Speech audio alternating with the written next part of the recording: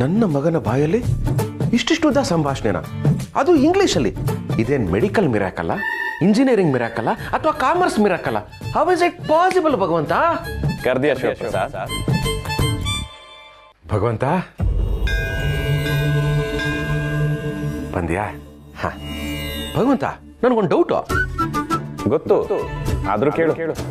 ಅಲ್ಲ ಭಗವಂತ, ನನ್ನ ಮಗ ಅವನ ಹೆಸರು ಬರಿಬೇಕಾದ್ರೇನೆ ಸ್ಪೆಲ್ಲಿಂಗ್ ಅಲ್ಲಿ ತಪ್ಪು ಮಾಡ್ತಾನೆ. ಅಂತದ್ರಲ್ಲಿ ಇವತ್ತು ಇಷ್ಟಿಷ್ಟುದ್ದ ಭಾಷಣ, ಅದು ಇಂಗ್ಲಿಷಲ್ಲಿ. ಆ ವರ್ಡ್ಸ್ ಎಲ್ಲ ನಿಂದೆ, ನೀನೇ ತಾನೇ ನೋಡಿಸಿದ್ದು.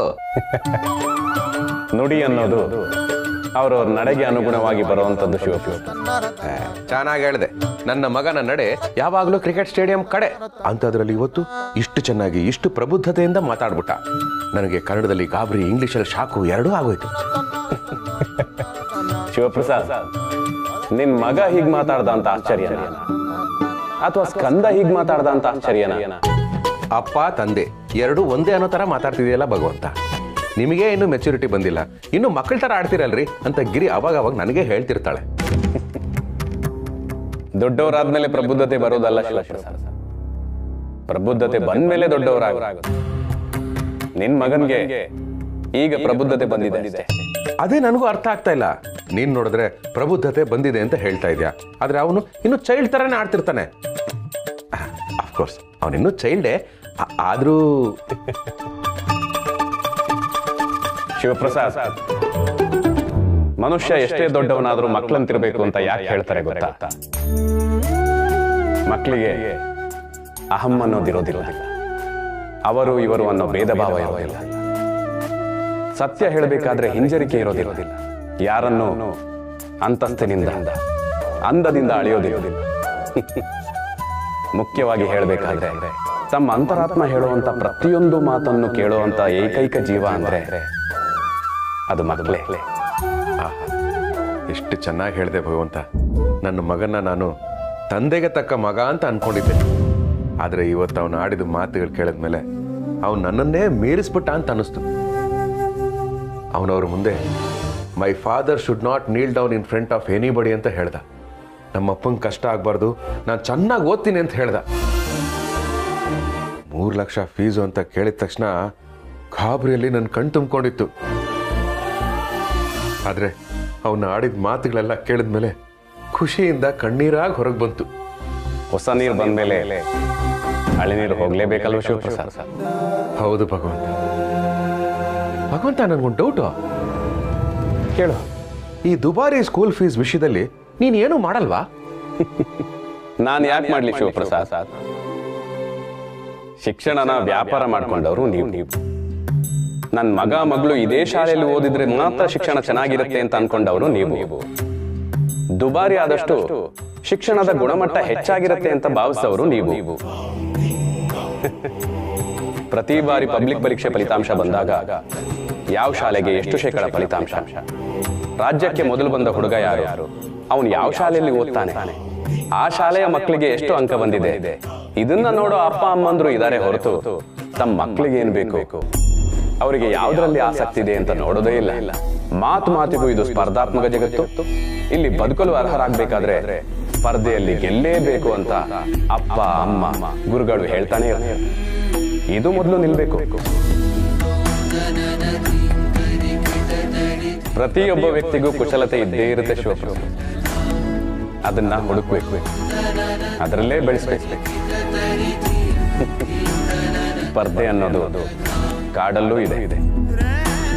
ಒಂದು ಹೊತ್ತಿನ ಊಟಕ್ಕೆ ಮೃಗಗಳ ನಡುವೆ ಸ್ಪರ್ಧೆ ನಡೀತಾನೆ ಇರುತ್ತೆ. ಆದ್ರೆ ನಾಗರಿಕ ಸಮಾಜದಲ್ಲಿ ಹಾಗಲ್ಲ. ಅದರಲ್ಲೂ ವಿದ್ಯೆ ಅನ್ನೋದು ಸ್ಪರ್ಧೆ ಅಲ್ವೇ ಅಲ್ಲ. ಅದನ್ನ ಸ್ಪರ್ಧೆ ಆಗ್ಸಿರೋದು ನೀವು. ದಾಸೋಹಕ್ಕೆ ಬಳಸಬೇಕಾಗಿರೋ ವಿದ್ಯೆನ ದಾಹಕ್ಕೆ ಬಳಸ್ತಾ ಇರೋದು ನೀವು. ಬೆಲೆ ಕೊಡಬೇಕಾಗಿರೋ ವಿದ್ಯೆಗೆ ಬೆಲೆ ಕಟ್ಟಲೇಬೇಕು ಅಂತ ಮಾಡ್ತಿರೋದು ನೀವು. ಇದೆಲ್ಲ ಆಗ್ತಿರೋದು ಮಕ್ಕಳ ಭವಿಷ್ಯಕ್ಕೆ ಹೆದರೋ ಪೋಷಕರಿಗೆ. ನೀವೆಲ್ಲ ಒಂದು ವಿಷಯನ ನೆನಪಲ್ಲಿ ಇಟ್ಕೊಳ್ಳೇಬೇಕು. ತಂದೆ ತಾಯಿಯಾಗಿ ನೀವೆಷ್ಟೇ ಲಕ್ಷ ಕೋಟಿ ಸುರಿದ್ರು ಓದ್ಬೇಕಾಗಿರೋದು ನಿಮ್ಮ ಮಕ್ಕಳಿಗೆ. ಆಸಕ್ತಿ ಅನ್ನೋದು ಮೂಡಬೇಕಾಗಿರೋದು ಅವರಲ್ಲಿ. ಕೈ ಹಿಡಿದು ತಿದ್ದಿಸ್ಬೋದು, ಆದರೆ ಎದೆಯಲ್ಲಿ ಅಕ್ಷರನ ಬಿತ್ತೋದಿಕ್ಕೆ ಸಾಧ್ಯ ಆಗೋದು ಅವರ ಆಸಕ್ತಿಯಿಂದ, ಅವರ ಪರಿಶ್ರಮದಿಂದ. ಎಲ್ಲದಕ್ಕಿಂತ ಮುಖ್ಯವಾಗಿ ವಿದ್ಯೆನ ಕೊಂಡ್ಕೊಳ್ಳೋದಿಕ್ಕೆ ಸಾಧ್ಯ ಇಲ್ಲ, ಕಂಡ್ಕೊಳ್ಳೋದಿಕ್ಕೆ ಮಾತ್ರ ಸಾಧ್ಯ. ಬಾಳೆಂದರೇನಂತ ತೋರಿಸೋಕೆ ಅಂತ ಭೂಮಿಗೆ ಬಂದ ಭಗವಂತ ಭಗವಂತ.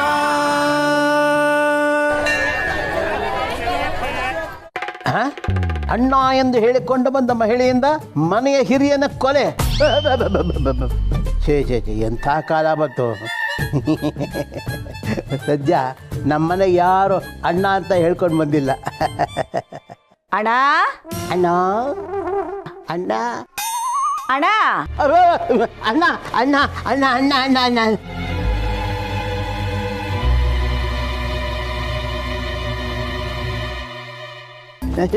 ಇಲ್ಲಿ ಯಾರು ಅಣ್ಣ ಇಲ್ಲ ಮನೇಲಿ. ಅಯ್ಯಯ್ಯ ಅಣ್ಣಯ್ಯ, ಇಲ್ಲಿ ನೋಡಿಲಿ, ನಾನು ನಿಮ್ ತಂಗಿ ಪುಟ್ಮಲ್ಲಿ. ಓ ಆಶೀರ್ವಾದ ಮಾಡು. ಬಮ್ಮ ಬಮ್ಮ ಬಮ್ಮ ಬಮ್ಮ. ಏನಂಗ್ ಮಂಗ್ನಂಗ್ ನಿಂತಿದ್ಯಾ, ಹೋಗಾಡ್ಬಿಡೋಗ. ಒಳ್ಳೇದಾಗಲಿಮ್ಮ, ಒಳ್ಳೇದಾಗಲಿ. ಬನ್ನಿ ಕೂತ್ಕೊಳ್ಳಿ ಕೂತ್ಕೊಳ್ಳಿ. ಅಲ್ಲ, ನಿನ್ನ ಮಗಳು ಎಷ್ಟು ಬೆಳೆದು ಬಿಟ್ಟಿದ್ದಾಳೆ. ಅಯ್ಯ, ಬೆಳ್ದವಳ ಆಟಯ್ಯ, ಬೆಳಗಾಗ್ಲಿಲ್ವಲ್ಲ ಮೂದೇವಿ. ಅಮ್ಮ ಗಿರಿಜಾ, ಮಾವ, ನನ್ನ ತಂಗಿ ಮಗಳು ಬಂದಿದ್ದಾಳೆ. ಬಿಸಿಲು ಪಾಪ, ಕುಡಿಯಕ್ಕೆ ನೀರು ತಂಬಮ್ಮ. ತಂದೆ. ಮತ್ತೇನು ಪುಟ್ಮಲ್ಲೆ, ಏನಮ್ಮ ನೀನು ಇಷ್ಟು ವರ್ಷ ಆದ್ಮೇಲೆ ಮನೆಗೆ ಬಂದಿದ್ಯಲ್ಲ ನೀನು. ಎಷ್ಟು ವರ್ಷ ಆದ್ಮೇಲೆ ಬರ್ಬೇಕು ಅಂತ ಫೋನ್ ಮಾಡಿ ಹೇಳು, ಆಗ್ಲೇ ಬರ್ತೀನಿ. ಲೇಸ್ಬೇತು ಎತ್ಕೊಳ್ಳೆ ಬ್ಯಾಗ. ಏನಮ್ಮ ನೀನು ಆ ಹಳೆ ಕೋಪ ಹಳೆ ಚಾಳಿ ಬಿಟ್ಟೇ ಇಲ್ವಲ್ಲ ನೀನು. ಅಮ್ಮ ಹೇಗಿದ್ದೀರಾ? ಆರಾಮ? ಕೊಳ್ಳೆಗಾಲ ಎಷ್ಟೊತ್ತಿಗೆ ಬಿಟ್ರಿ?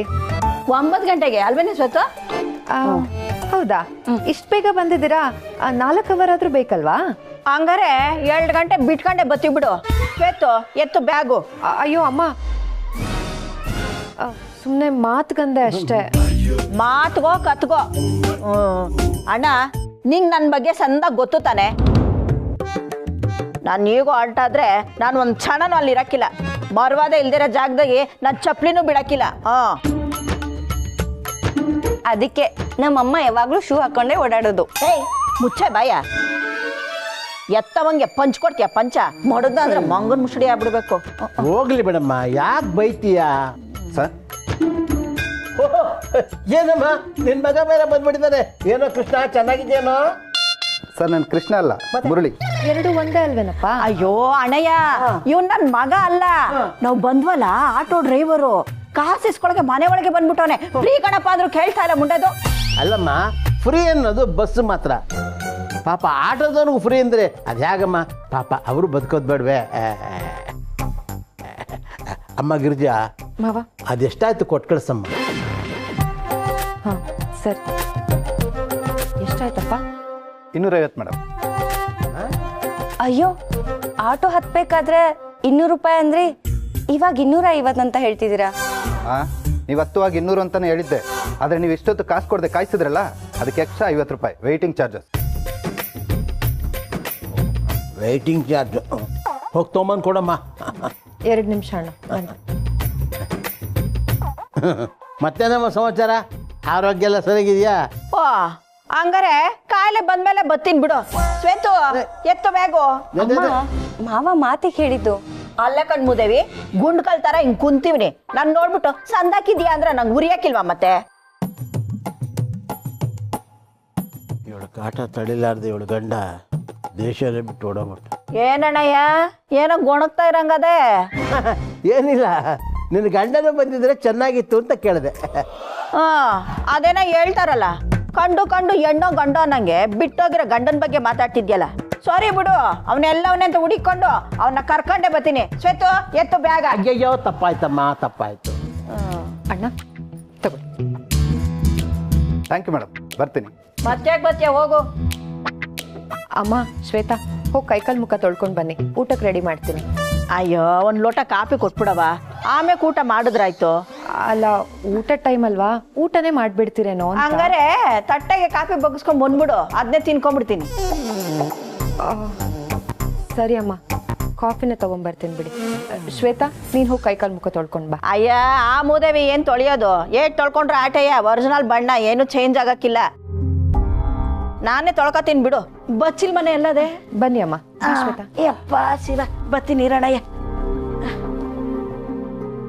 ಅಯ್ಯೋ ನನ್ನ ಹಳೆ ಗ್ರಾಚಾರವೇ ಪುನಃ ವಕ್ರಿಸ್ಕೊಂತಲ್ಲ. ನನಗೆ ಈಗಲೇ ಮದುವೆ ಆಗಕ್ಕೆ ಇಷ್ಟ ಇಲ್ಲ ಮಾವ. ಆದರೂ ಅಮ್ಮ ಕೇಳ್ತಾನೆ ಇಲ್ಲ. ಎಷ್ಟು ಅಂತ ಹುಡುಗರನ್ನ ನೋಡೋದು, ನಾನೇನು ಗೊಂಬೆನಾ? ಏಯ್ ಸುಮ್ಕೆ ನಿಂತ್ಕೊಳ್ಳೆ ಇಲ್ಲಿ. ನೀನು ಬೊಂಬೆ ತರ ಬೆಳಗಿದ್ರೆ ನಿನ್ ಮಾತನ್ನ ನಾನು ಕೇಳ್ತಾ ಇದ್ದೆ. ಅದೇನೋ ಹೇಳ್ತಾರಲ್ಲ, ಕೋಳಿನ ಕೇಳಿ ಖಾರ ಅರಿತಾರ, ಮುಗ್ದರ ಆಗ್ತೀವಿ ಅಂತ ಹಸಿನ್ ಕೇಳ್ತಾರ ಅಲ್ವೇನಣ್ಣಯ್ಯ? ಹೌದಮ್ಮ, ಕೋಳಿ ಕೇಳಿದ್ರೆ ಏನಂತೆ, ಹೊಸ ಕೇಳಿದ್ರೆ ಏನಂತೆ, ಅಂಬೋ ಅನ್ನುತ್ತೆ. ಓಹೋ ಪುಟ್ಮಲಿ ಅತ್ತೆ, ಶ್ವೇತಾ ಯಾವಾಗ ಬಂದ್ರಿ? ಚೆನ್ನಾಗಿದ್ದೀರಾ? ಸಂದಕ್ಕಿದೀವಿ ಕಣಪ್ಪ. ಶಿವು, ಏನು ಬೇಸರ ಮಾಡ್ಕೋಬೇಡ, ನಾನು ಗುರುಪ್ರವಾಸಕ್ಕೆ ಬರಕ್ಕೆ ಆಗ್ನಿಲ್ಲ. ಇರ್ಲಿ ಬಿಡಿ ಅತ್ತೆ, ಏನ್ ತೊಂದರೆ ಇಲ್ಲ. ತೊಂದ್ರೆ ಇಲ್ಲ. ಶ್ವೇತು, ಎತ್ಕೋ ಬ್ಯಾಗ. ಅಯ್ಯೋ ಅಮ್ಮ, ಮತ್ತೇನಾಯ್ತು? ಮತ್ತಿನ್ನೇನವ, ನಾನು ಗುರುಪ್ರವಾಸಕ್ಕೆ ಬಂದಿಲ್ಲ ಅಂದ್ರೂ ನಿಮ್ಗೆ ಯಾರಿಗೂ ಬೇಜಾರೇ ಆಗಿಲ್ಲ ಅಂತಿದ್ದೀರಾ? ಅಣ್ಣಯ್ಯ, ಇದೇ ನನ್ನ ತಂಗಿ ಮೇಲೆ ಇರೋ ಪ್ರೀತಿ. ಅಯ್ಯೋ ಅತ್ತೆ, ನೀವು ಬರ್ಲಿಲ್ಲ ಅಂತ ನಾವೆಷ್ಟು ಒದ್ದಾಡಿದೀವಿ ಅಂತ ನಮಗ್ ಮಾತ್ರ ಗೊತ್ತು. ಸ್ಕಂದ ಮನೆ ಮುಂದೆ ಇರೋ ಗಾರೆ ಮೇಲೆಲ್ಲ ಒದ್ದಾಡ್ಬಿಟ್ಟ. ಕಡೆಗೆ ಹೊಸ ಗಾರೆ ಹಾಕಿಸ್ದೆ. ನಮ್ಮಪ್ಪ ರೂಮಲ್ಲಿ ಒದ್ದಾಡ್ತಾ ಇದ್ರು, ಗಿರಿ ಕಿಚನ್ ಅಲ್ಲಿ ಒದ್ದಾಡ್ತಾ ಇದ್ಲು, ನಾನು ಮಂಚದ ಮೇಲೆಲ್ಲ ಉರುಳಾಡ್ಬಿಟ್ಟೆ. ಪ್ರಣಿ ಕಾಲೇಜಲ್ಲೆಲ್ಲ ಕಣ್ಣೀರ್ ಆಗ್ತಾ ಇದ್ಲು ಅಂತ ಲೆಕ್ಚರರ್ ಫೋನ್ ಮಾಡಿ ಹೇಳಿದ್ರು. ಕಡೆಗೆ ಪ್ರಿನ್ಸಿಪಲ್ ಸಮಾಧಾನ ಮಾಡಿದ್ದಾಯ್ತು. ಹಂಗಾದ್ರೆ ಸರಿ ಕಣಪ್ಪ. ಶ್ವೇತು, ಬ್ಯಾಗೇನ್ ತೆಗಿಬೇಡ ಬಿಡವ. ಆಮೇಲೆ ಇನ್ನೇನೈತೆ ಸಮಾಚಾರ? ಇನ್ನೇನದಪ್ಪ, ಈ ನಮ್ ಶ್ವೇತು ಮದ್ವೆ ಮಾಡಿ ಕೈ ತೊಳ್ಕೊಳ್ಳೋಣ ಅಂತ.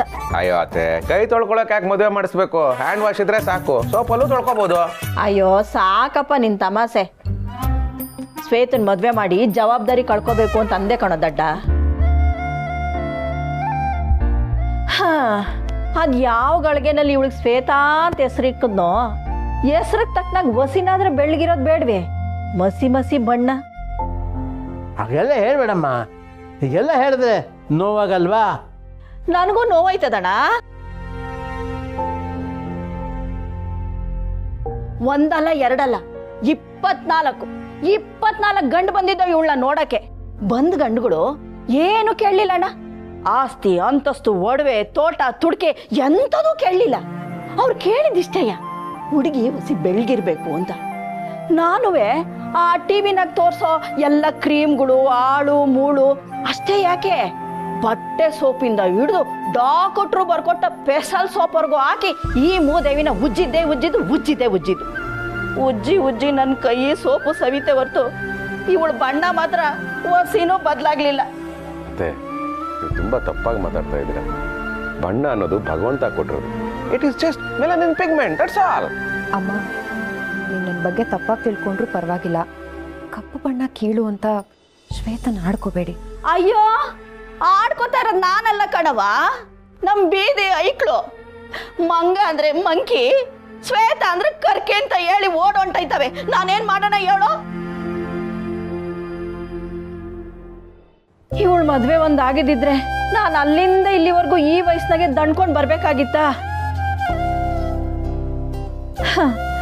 ಅಣ್ಣಯ್ಯ, ಈಗ ಬೆಂಗಳೂರಿನಾಗೆ ಒಂದು ಹುಡುಗ ಸಿಕ್ಕವನೆ.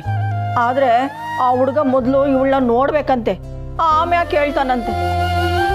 ಇವಳನ್ನ ನೋಡಿ ಅದೇನು ಹೇಳ್ತಾನೋ, ಇವಳು ಬಣ್ಣ ನೋಡು ಒಪ್ಕೋತಾನೋ ಬಿಡ್ತಾನೋ ಭಗವಂತನೇ ಬಲ್ಲ.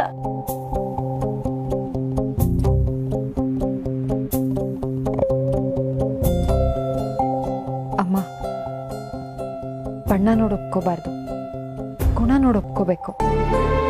ಕರೆಕ್ಟಾಗಿ ಹೇಳಿದೆ ಗಿರಿ. ಶಿವಣ್ಣನೇ ಹೇಳಿಲ್ವಾ, ಮುಖ ನೋಡಿ ಮೊಳ ಹಾಕಬೇಡ, ಗುಣ ನೋಡಿ ತಿಳಿಯಮ್ಮ. ಅಯ್ಯೋ ಸಾಕ್ ನಿಲ್ಸ್ರಪ್ಪ. ನೀನ್ ನೆಂಡ್ರೇನ ಬೆಳ್ಗವಳೆ, ನೀನ್ ಹಿಂಗ ಅಂತೀಯ? ಅದೇ ಗಿರಿರು ಕರ್ಗಿದ್ದಿದ್ರೆ ಅವ್ನ್ ಮದ್ವೆ ಆಯ್ತಿದ್ದ? ಹೇಳಪ್ಪ, ನೀನ್ ಅವಳ ಮದ್ವೆ ಆಯ್ತಿದ್ದ? ಏನ್ ಹಿಂಗ್ ಮಾತಾಡ್ತಾ ಇದ್ದೀರಾ? ನಾನು ಗಿರಿ ಗುಣ ನೋಡ್ಬಿಟ್ಟು ಮದ್ವೆ ಆಗಿರೋದು. ಇನ್ಫ್ಯಾಕ್ಟ್ ಮದ್ವೆಗೆ ಮುಂಚೆ ಅವಳ ಮಕಾನೇ ನೋಡಿರ್ಲಿಲ್ಲ ನಾನು. ಅಯ್ಯಯ್ಯಯ್ಯೋ, ಬಾಯ್ ಮುಚ್ಚಪ್ಪ, ಸಾಕು ಈ ನಾಟಕ ಎಲ್ಲ. ನಾನು ಬೇಜಾನ್ ನೋಡಿವ್ನಿ. ಸರಿ, ಅದು ಹಾಳಾಗೋಗ್ಲಿ. ನೋಡ್ಸಿವು, ನಾನು ನಿನ್ನ ಅಣ್ಣಯ್ಯನ ನಂಬಿ ಬಂದಿವ್ನಿ. ಶ್ವೇತುಗೆ ಮದ್ವೆ ಮಾಡಿಸೋ ಜವಾಬ್ದಾರಿ ನಿಂದು.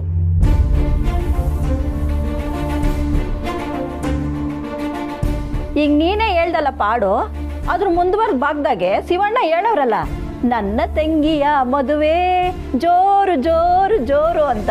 ಹಂಗೆ ಮಾಡಿ ನೀನು. ಶಿವು, ಯಾಕಂಗೆ ಬಾಯ್ ಬಿಟ್ಕೊಂಡು ನಿಂತ್ಕೊಂಡಿದ್ಯಾ? ನೀನೇನು ಯೋಚನೆ ಮಾಡಬೇಡ, ಕಾಸೆಲ್ಲ ನಾನೇ ಕೊಡ್ತೀನಿ, ಜವಾಬ್ದಾರಿ ಮಾತ್ರ ನಿಂದು. ಮುಂದೆ ನಿಂತ್ಕೊಂಡು ಮದುವೆ ಮಾಡಿಸ್ಬಿಡು ಅಷ್ಟೇ.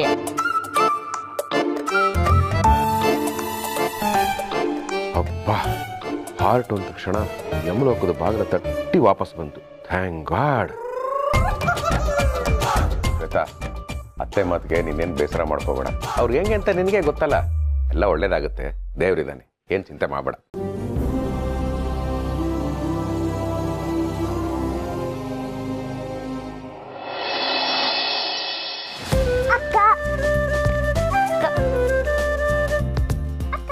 ಕನ್ನ ಅಲ್ಲಾಡ್ಸ್ಬೇಡ, ನೇಲ್ ಪಾಲಿಶ್ ಎಲ್ಲ ಹಾಳಾಗತ್ತೆ. ನಾನು ಅಲ್ಲಾಡಿಸ್ತೀನಿ. ಕಂದ ಇರು, ಅಮ್ಮಂಗೆ ಹೇಳ್ತೀನಿ. ರಣಿ ಬಿಡು, ಅವನಿನ್ನೂ ಚಿಕ್ಕವನಲ್ವಾ. ನೋಡ್ದಾ, ಅಕ್ಕ ನನ್ನ ಸೈಡು.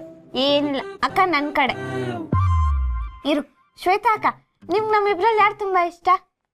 ನನಗಿಬ್ರು ಇಷ್ಟನೇ. ನೋಡಿದ್ಯಾ, ಅಕ್ಕಂಗೆ ನಾನೇ ತುಂಬಾ ಇಷ್ಟ, ಅದಕ್ಕೆ ನನ್ನೇ ಮೊದಲು ಮುತ್ಕೊಟ್ಲು. ಶ್ವೇತಾ, ನೀನು ನಗದ್ ನೋಡಿ ನನಗೀಗ ಸಮಾಧಾನ ಆಯಿತು. ನಿಮ್ಮಮ್ಮ ಮಾತಾಡಿದ್ ಕೇಳಿ ಎಲ್ಲಿ ಬೇಜಾರು ಮಾಡ್ಕೊಂಡ್ಬಿಟ್ಟಿದ್ಯೋ ಅಂತ ಯೋಚನೆ ಆಗ್ಬಿಟ್ಟಿತ್ತು. ಅಕ್ಕ, ಇದನ್ನೆಲ್ಲ ಹೊಸದಾಗಿ ಕೇಳಿದ್ರೆ ಬೇಜಾರಾಗ್ತಿತ್ತೇನೋ, ಆದರೆ ಹುಟ್ಟಿದಾಗಿಂದ ಈ ಮಾತುಗಳನ್ನ ಕೇಳ್ಕೊಂಡೇ ಬಂದಿದ್ದೀನಿ. ನನಗೇನೋ ಬೇಜಾರಿಲ್ಲ ಅಕ್ಕ. ಸ್ಕೂಲಲ್ಲಿದ್ದಾಗ ಯಾರೂ ನನ್ನನ್ನು ಜೊತೆಗೆ ಸೇರಿಸ್ಕೋತಾ ಇರಲಿಲ್ಲ. ನನ್ನನ್ನು ಫ್ರೆಂಡು ಅಂತ ಹೇಳ್ಕೊಂಡ್ರೆ ಅವಮಾನ ಆಗುತ್ತೆ ಅಂತ ಹೇಳೋರು.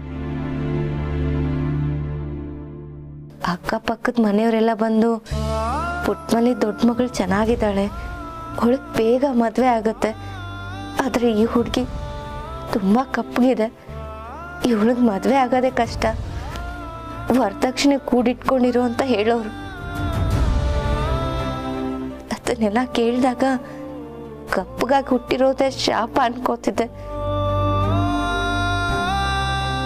ಈಗಲೂ ಕೂಡ ತುಂಬ ಬೇಜಾರಾಗುತ್ತೆ. ಕಪ್ಪಗಾಗಿ ಹುಟ್ಟಿರೋದೇ ಶಾಪ ಅನ್ಕೊಳ್ಳೋ ಈ ಸಮಾಜದಲ್ಲಿ ಅದ್ರ ಏನು ಪ್ರಯೋಜನ ಇದೆ?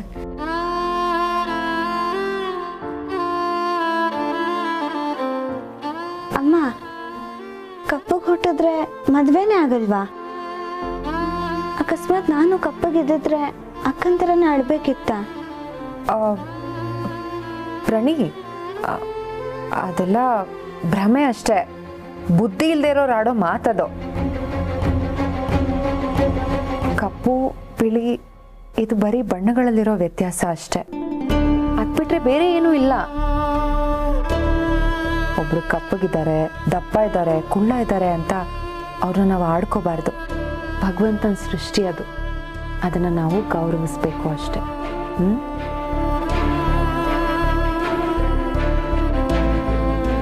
ಶ್ವೇತಾ, ಮಲ್ಕೋ. ನಾಳೆ ಬೆಳಗ್ಗೆ ಬೇಗ ಎದ್ದು ರೆಡಿ ಆಗಬೇಕು. ಹುಡುಗ ನಿನ್ನ ನೋಡಕ್ ಬರ್ತಿದ್ದಾನೆ. ಸರಿ ಅಕ್ಕ, ನೀವು ಹೋಗಿ ಮಲ್ಕೊಳ್ಳಿ. ಮಲ್ಕೊಳ್ಳಿ.